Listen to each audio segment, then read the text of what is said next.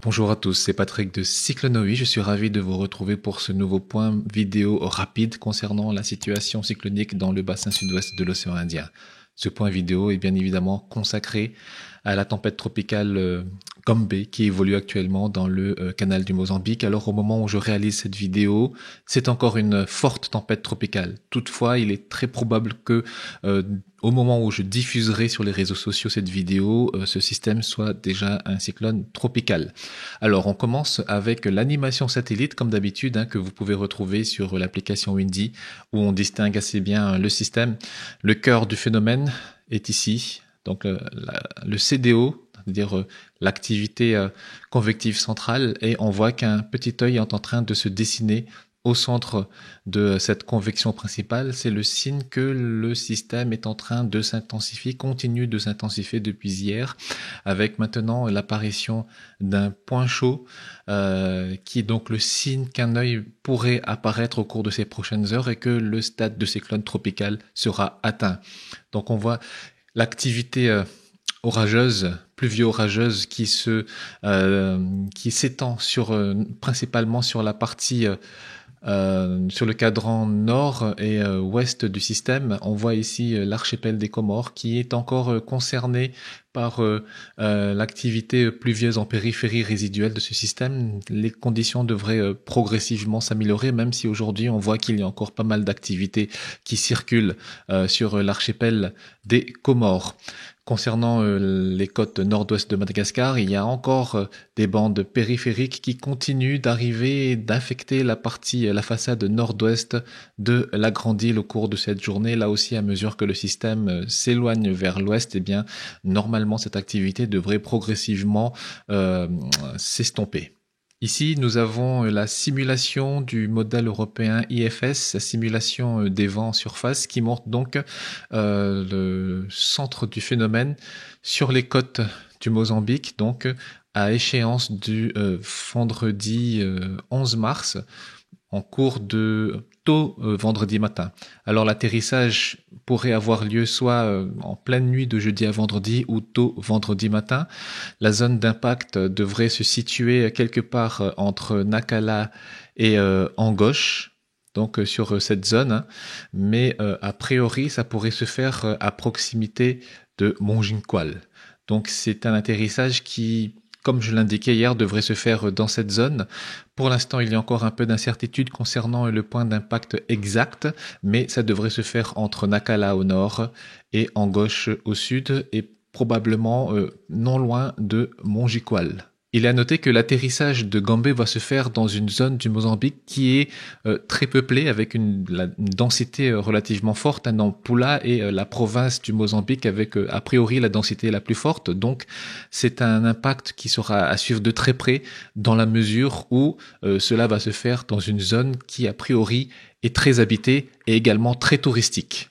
Concernant le scénario d'impact, on va voir ça avec le modèle développé par Météo France, c'est-à-dire le modèle AROM, que vous pouvez retrouver sur le site météociel.fr. Ici, nous avons donc la simulation des précipitations pour ces prochaines 42 heures. Donc, on voit que les premières précipitations affectent les côtes de la province de Nampula dès aujourd'hui, et avec un renforcement cette dégradation pluvieuse qui sera observée dès l'après-midi, dès la fin de journée sur le secteur compris entre Nacala au nord et Angoche au sud. Ici, nous avons la simulation des rafales du modèle AROM, et on peut voir que les rafales vont se renforcer progressivement tout au long de cette journée de jeudi, avec une accélération de cette dégradation venteuse qui devrait être observée en fin de journée de jeudi, et puis ça devrait monter crescendo avec les conditions cycloniques, les conditions de vent vraiment violents qui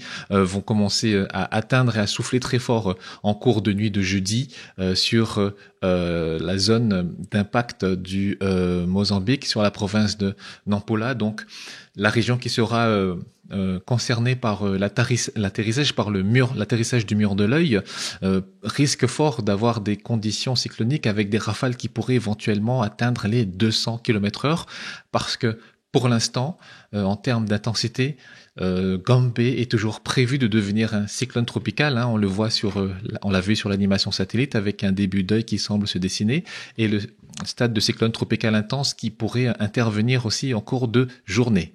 On peut constater aussi que le cœur du phénomène est relativement compact, hein, donc c'est un petit système et qui peut donc réagir très brusquement et très violemment à la moindre évolution des conditions environnementales, ce qui laisse une certaine incertitude sur l'intensité finale de ce système. Hein. Il pourrait réagir brutalement dans un sens comme de l'autre. Donc on le voit à 240 km et pourtant le cœur du système est encore relativement loin des terres. Donc c'est un système compact mais dangereux. Ici, nous avons la prévision de la mer totale et notamment de la houle. On peut voir que nous avons une puissante houle hein, qui pourrait dépasser les 6 mètres, voire même les 7 mètres, qui va concerner les côtes, une large portion des côtes de la province de Nampula.